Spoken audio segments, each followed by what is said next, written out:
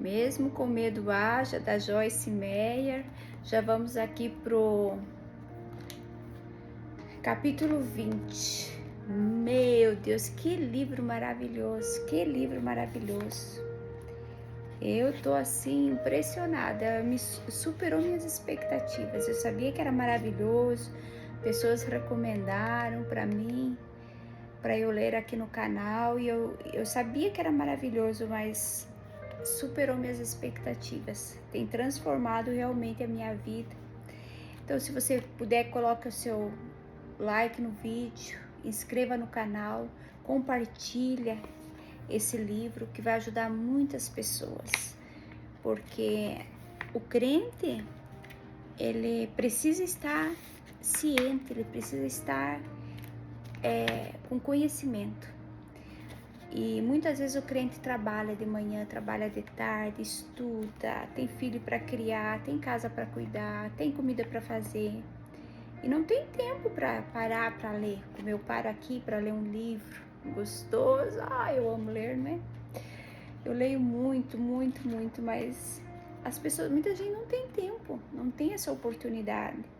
Então é por isso que quando você compartilha, ela vai poder aproveitar essa oportunidade de ouvir o livro, quando ela tá fazendo outra atividade, né? Às vezes até na academia tá ali ouvindo o livro, ou dirigindo, indo para o trabalho, no transporte público, fazendo uma caminhada, ela tá ouvindo. Olha as minhas caminhadas, quando eu fazia minhas caminhadas com meu cãozinho, eu ia ouvindo podcast, eu baixava ali os podcasts e eu ia ouvindo.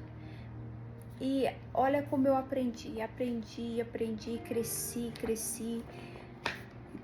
São oportunidades que Deus nos dá. Louvado seja Jesus pela internet, pelo WhatsApp, pelo YouTube. Louvado seja Jesus, porque são oportunidades que nós temos. O diabo usa a internet para destruir vidas, mas Jesus está usando a internet para nos ajudar a crescermos, a sermos felizes, livres, libertos. Em nome de Jesus, olha, capítulo 20. Você pode confiar em Deus em todas as situações. Isso é verdade. Isso é verdade. Liberte-se do medo de que coisas ruins aconteçam. Invoca-me no dia da angústia, e eu te livrarei, e tu me glorificarás. Salmos 50:15. A palavra problema cobre uma série de situações desagradáveis. Pode significar que estamos passando por dificuldades, inconveniência, preocupação, ansiedade, sofrimento, inquietação, desconforto, irritação, humilhação ou aborrecimento. Também se refere a alguma coisa que causa agitação, sofrimento ou tormento. São coisas que não queremos e tentamos evitar, mas nunca conseguimos, pelo menos não totalmente. Jesus nos disse que no mundo passaríamos por aflições, e seu conselho foi que tivéssemos bom ânimo, porque ele venceu o mundo. Ver João 16:33. Ele também disse que estava nos deixando a sua paz especial, não o tipo de paz que o mundo oferece, mas a sua paz. E ele acrescentou: não se turbe o vosso coração. João 14:27. No mundo, se as pessoas têm tudo do jeito que querem e todas as circunstâncias lhes são favoráveis, elas acham que têm paz. Mas a paz de Deus é completamente diferente. Ela está disponível para todos nós quando nada está acontecendo do jeito que queremos e quando nos deparamos com tribulações, provações e problemas. Paulo escreveu a Timóteo que a tribulação aumentaria nos últimos dias. Ele foi muito específico e mencionou diversas situações que experimentamos hoje. Os homens se tornariam egoístas, avarentos, orgulhosos, arrogantes, blasfemadores, desobedientes aos pais, ingratos, ímpios, sem afeição natural, implacáveis, caluniadores, sem domínio de si, cruéis, inimigos do bem,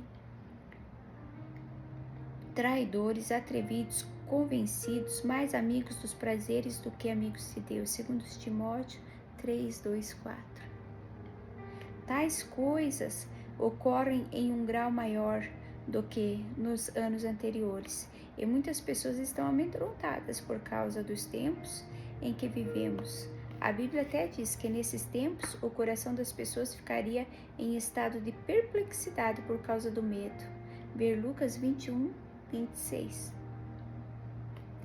Quando nos adverte sobre as tribulações antecipadamente, creio que Jesus faz isso não para nos poupar do medo, mas para que possamos estar preparados.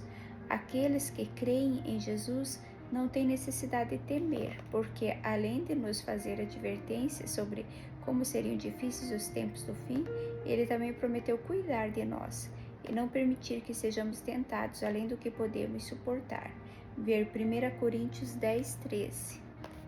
Entendo porque os incrédulos vivem com medo. Afinal, hoje ouvimos relatos regulares de pessoas que simplesmente foram fazer compras e levaram tiros aleatoriamente enquanto estavam na rua. Nos últimos anos tivemos tiroteio em massa em escolas, faculdades, cinemas, concertos, shoppings, boates, igrejas e em uma festa de escritório, em uma base militar, em um estaleiro e em outros lugares comuns. A maioria das pessoas mortas não estava pagando por nada que tenha feito, simplesmente foram mortas ou feridas por causa do lugar onde estavam quando o atirador começou a agir. Além disso, tivemos ataques terroristas, sendo um dos piores o do dia 11 de setembro, as Torres Gêmeas do World Trade Center, na cidade de Nova York, e o Pentágono, onde 2.996 pessoas foram mortas. O mundo está cheio de conflitos, disputas, discussões e ódio. Eu poderia escrever sem parar sobre como as condições estão terríveis, mas prefiro convencer você de que, por pior que as coisas fiquem, não é preciso viver com medo. Devemos usar a sabedoria, ser cautelosos, prestar atenção ao que está acontecendo ao nosso redor, trancar as portas, não deixar as crianças pequenas soltas em lugares públicos e usar o bom senso. Porém, mais uma vez, deixe-me dizer que não temos de viver com medo. Não temerei mal algum. O medo é um beco sem saída, mas a fé sempre nos mostra um futuro. O medo não vê saída, mas a fé crê que Deus fará um caminho. O salmista Davi disse: não temerei mal algum. Salmos 23, 4. A definição de Deus para o mal, de acordo com a visão cristã, é qualquer ação, atitude ou pensamento contrário ao caráter ou à vontade de Deus. Satanás é o maligno, ver Mateus 13, 19, e todas as suas obras são más, mas não precisamos temer, porque Deus nos dirigirá e nos ajudará a viver de maneira pacífica e agradável em meio ao tumulto e aos problemas. Mas o que me der ouvidos habitará seguro, tranquilo e sem temor do mal. Provérbios 1, 33. A história bíblica fala sobre as muitas vezes em que Deus protegeu seu povo, muito embora o desastre e a maldição tivessem tragado os ímpios. Em Sodoma e Gomorra, ele enviou anjos para advertirem Ló e sua família e deixarem a cidade antes que fosse destruída. Ver Gênesis 19, 16, 12, 16. Quando trouxe uma inundação que destruiu toda a terra, Deus salvou Noé e sua família, porque eles eram justos. Ver Gênesis 7, 1, 5. Quando trouxe 10 pragas sobre o Egito por causa da maldade deles, a Bíblia diz que Deus protegeu seu povo, que vivia em um lugar chamado Gozém. Êxodo 8, 9. Não há razão para acreditarmos que Deus não irá nos proteger dos males do fim dos tempos. Isso não significa que não passaremos por problemas, provações, tribulações, mas Deus nos protegerá. Em Marcos 4, Jesus repreende os discípulos porque tiveram medo de uma tempestade que os açoitava. O mestre queria que confiassem nele. A certa altura de seu ministério, Paulo disse que uma grande e oportuna porta havia se aberto para ele, e que com ele vieram muitos adversários. Ver 1 Coríntios 16, 9. Satanás usa os problemas na esperança de nos fazer recuar das oportunidades que Deus nos dá, mas devemos nos manter sempre firmes e não nos esconder de medo. Ver Hebreus 10, 9. O apóstolo Tiago nos disse que devemos permanecer pacientes em meio a vários problemas e tribulações. Ver Tiago 1, 3, 2, 3. A paciência é o fruto do Espírito que cresce na provação. Nem mesmo um pequeno músculo do corpo humano pode aumentar ou ficar mais forte sem resistência. A fé é como um músculo, precisa ser exercitada para crescer. Nossa fé é testada. Não sei o que você pode estar passando nesse momento da vida. Talvez este seja um tempo muito bom para você, ou pode ser muito difícil e até trágico. Talvez um ente querido tenha morrido, ou você tenha perdido o emprego com todos os benefícios e aposentadoria e seguro. Você pode estar doente ou com dores, pode estar lidando com a depressão, ou talvez esteja enfrentando os desafios de ter de cuidar de pais idosos. Confiar em Deus é fácil quando não temos problemas, mas confiar nele quando passamos por dificuldades é muito diferente. Isso é algo que precisamos escolher fazer, talvez várias vezes por dia. Satanás pinta um quadro desagradável em nossa imaginação de todas as coisas terríveis que poderiam acontecer, mas podemos tirar os olhos dessas coisas e olhar para Jesus. Ele é o nosso Consolador, ver 2 Coríntios 1, 3, 4, e a nossa força, e prometeu que nunca nos abandonaria. A palavra de Deus nos diz repetidamente que a nossa fé será testada. Amados, não estranheis o fogo ardente que surge no meio de vós, destinado a provar-vos, como se alguma coisa extraordinária vos estivesse acontecendo. 1 Pedro 4, 2. Nisto exultais, embora no presente, por breve tempo, se necessário, sejais contristados por várias provações, para que, uma vez confirmado o valor da vossa fé, muito mais preciosa do que o ouro perecível, mesmo apurado por fogo, redundante em louvor, glória e honra na revelação de Jesus Cristo. 1 Pedro 1, 6, 7. Esses versículos nos dizem basicamente que provações terríveis testarão nossa fé. Isso não parece agradável, mas acredite se quiser, há um outro lado nessa história. Se passarmos pelas provações e não desistirmos de Deus, cresceremos espiritualmente e a fé que foi testada e provada ficará mais forte do que era anteriormente. Aleluia! Disponha sua mente. Embora saibamos que enfrentaremos tempos de dificuldades, devemos dispor nossa mente para crer que quando elas vierem estaremos fortes por meio de Cristo e com a ajuda dele permanecermos firmes na fé. Estar comprometido e mentalmente preparado para ir até o fim com Deus tornará mais fácil o processo quando chegar a hora. Dave ama jogar golfe. Perguntei a ele como se sentiria se chegasse ao ponto de não conseguir mais jogar. E ele disse: já pensei nisso e dispus a minha mente no sentido de que eu poderia desfrutar a minha vida mesmo assim. Eu tinha enxaquecas quando era mais jovem e sempre as temia por causa da dor e de como ficaria mal. Mas Deus falou ao meu coração para não ficar impressionado com a situação, porque ele ainda podia Mas Deus falou ao meu coração para não ficar impressionado com a situação, porque ele ainda podia desfrutar a vida. Ele agiu com base nisso, e quando Uma dor de cabeça começava, dizia, não estou impressionado, e a dor parava completamente. Se o que Satanás estiver fazendo conosco não nos afetar negativamente, ele irá parar e esperar por outra oportunidade. Em tempos de tribulação, você pode renovar a mente meditando na palavra de Deus e declarando-a. Eu faço a você o desafio de, durante os próximos 30 dias, algumas vezes do dia,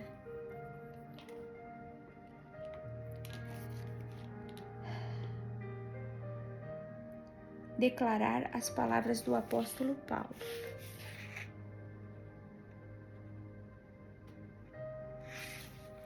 Tenho forças para todas as coisas em Cristo, que me dá poder. Estou pronto para qualquer coisa. Sou capaz de tudo, através daquele que me infunde força interior. Sou autossuficiente na suficiência de Cristo. Filipenses 4:13. Este simples exercício o ajudará a dispor a mente na direção certa e preparará você para a vitória antes que precise dela. Somos mais que vencedores por meio de Cristo. Ver Romanos 8:37. E se realmente cremos nisso, então não precisamos temer o mal. Quando realmente enfrentarmos um tempo de tribulação, sabemos que será temporário e que Deus, que nos ama, fará com que isso coopere para o bem em nossa vida. Ver Romanos 8:28. As pessoas dizem até mesmo que ter uma doença grave transformou sua vida de uma maneira positiva porque as fez perceber o que era realmente importante. Quando foram curadas, elas haviam sido transformadas para melhor. Se você tem um problema tão grande que ninguém pode ajudá-lo, a não ser Deus, isso fará com que você o busque como nunca. Não estamos qualificados para um milagre, até que o nosso problema seja tão grande que só Deus possa resolvê-lo. Nenhum teste ou provação põe nossa vida em risco. Muitos são apenas irritantes ou desagradáveis, mas Deus nos usa para aumentar a nossa fé ou para nos ajudar a crescer na paciência.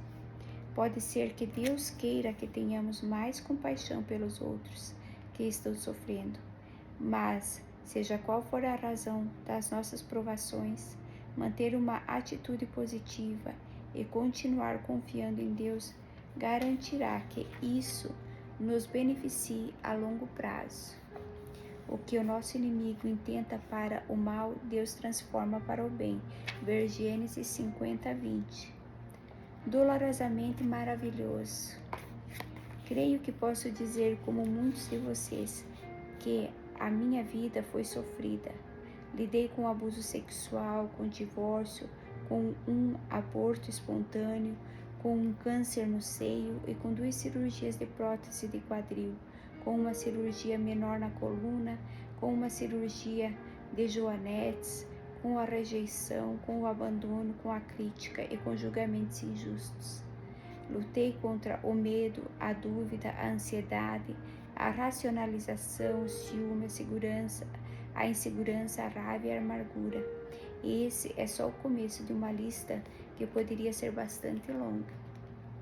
Sim, foi doloroso, mas ao mesmo tempo maravilhoso. Se eu olhar para a minha vida como um todo, devo dizer que ela foi incrível, maravilhosa. Será que eu gostaria de voltar atrás e apagar toda a dor?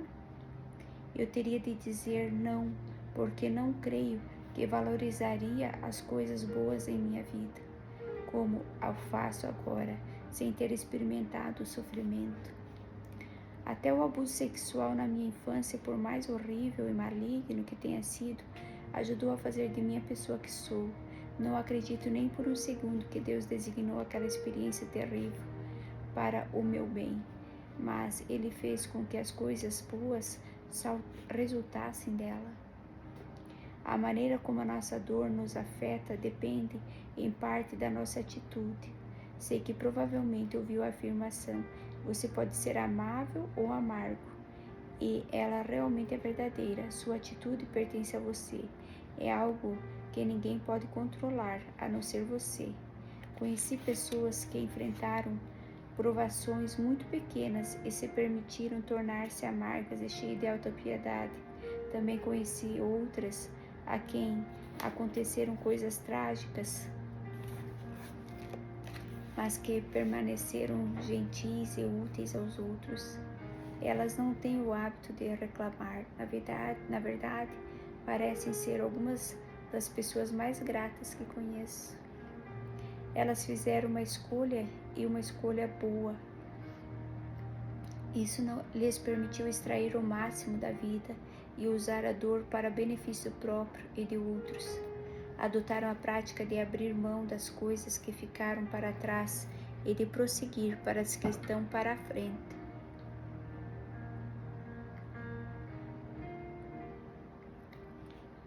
Talvez você esteja lendo este livro nesse instante e reconheça a necessidade de um ajuste de postura em sua vida. Nesse caso, simplesmente decida fazer esse ajuste e peça a Deus para ajudá-lo. Seja persistente dia após dia e recuse-se a desistir até obter a vitória completa. Pegue os limões que a vida lhe entregou e faça uma torta de limão com muito chantilly. Você pode vencer o diabo no jogo dele e aprender a julgar de acordo com as regras de Deus. Não fique frustrado ou preocupado com as pessoas que tentam lhe fazer mal. Apenas confie no Senhor e continue fazendo bem. Ver Salmos 37, 1, 3.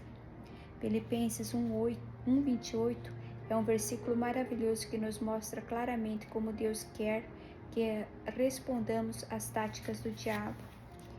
E não nem por um instante estejais amedrontados ou intimidados em nada pelos seus oponentes e adversários, porque isso, constância e destemor, será um sinal claro, prova e selo para eles da sua destruição iminente, mas um símbolo de evidência segura da nossa libertação e salvação, e isso é parte de Deus.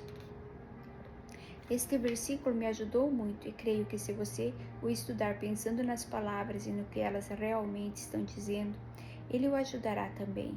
A mensagem nos ensina que agir com consciência e destemor quando o inimigo nos ataca é um sinal claro que ele dá sua destruição iminente.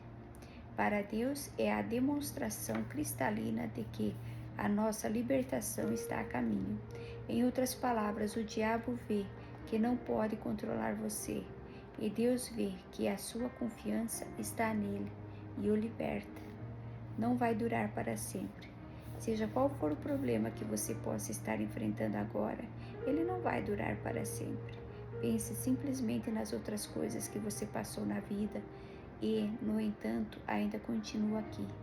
Esses problemas passaram e é bem provável que você esteja mais sábio e mais forte do que antes. O medo dos problemas vindouros é de fato pior do que passar por eles. Você pode ter medo de alguma coisa por anos e superá-la em 2 meses. Uma mulher grávida certa vez me disse que estava com medo de sentir muita dor quando chegasse a hora do bebê nascer. Eu disse a ela que não precisava mais ter medo, porque definitivamente iria doer, mas ela superaria e esqueceria a dor assim que segurasse seu lindo filho. Ela com certeza superou seu medo e até passou por tudo de novo uma segunda vez. Não há sentido em temer o inevitável. Se você decidir que quer ser médico, não poderá evitar os muitos anos de faculdade e de residência que precisará suportar, mas quando eles terminarem, você será um médico pelo resto da vida. Esteja disposto a passar por qualquer coisa que precisa passar para se tornar o que você realmente quer ser ou ter, o que você quer ter de verdade. Se precisa perder peso, você pode atingir esta meta, mas provavelmente ficará com fome, pelo menos por algum tempo, até seu estômago voltar ao tamanho normal. A obsessão pelo conforto geralmente nos impede de usufruir de mais liberdade e de romper certas barreiras. Talvez precisemos endurecer um pouco e não esperar que tudo na vida seja fácil. Fomos ungidos com o poder de Deus e isso significa que podemos fazer o que quer que seja necessário, adotando uma atitude positiva, não temendo nada. Aqui tem uma frase do Franklin Roosevelt. Em primeiro lugar, deixe-me declarar minha firme convicção de que a única coisa que temos de temer é o próprio medo, o terror sem razão, sem nome e injustificado, que paralisa os esforços necessários para converter retrocesso em avanço. Quem vai proteger minha família? Aqui é um testemunho que o Mike deu. Cada capítulo ela coloca ali um testemunho de alguma pessoa, né? Um dos meus maiores medos é não estar preparado para um grande desastre, ou não estar preparado se um intruso invadir minha casa. Sempre fui bom em planejar com antecedência, de modo que me preocupo com todas as coisas que possam vir a acontecer. Eu não me relutaria como um sobrevivencialista, já que não tenho galões de água armazenados no porão, nem um ano de comida congelada e desidratada, mas tento garantir que minhas necessidades básicas estejam cobertas. Ao longo dos anos, descobri que esse medo tem raízes na pressão para proteger e prover minha família. Como homem, carrego a responsabilidade de saber que a segurança deles está em minhas mãos, e essa ideia é avassaladora. Significa prover para eles financeiramente, sendo um marido e pai presente. Significa dar segurança tanto dentro quanto fora da nossa casa. Como cristão, sempre fui ensinado a confiar em Deus em tudo e enxergá-lo como o nosso provedor. Declaro que confio nele e creio que ele sempre proverá para mim, e realmente falo sério quando digo isso. Mas os meus pensamentos e atos às vezes provam o contrário. Então, como encontro o equilíbrio entre confiar em Deus para suprir todas as minhas necessidades, inclusive em uma situação de desastre ou com relação à proteção à minha família, e usar a sabedoria de Deus me dá para me preparar de modo racional? Se eu não tomar cuidado, posso ser levado à loucura com tanta preocupação e medo e deixar que meus pensamentos fujam do meu controle. Posso ficar tão perturbado mentalmente que essas coisas que meu estômago começa a doer.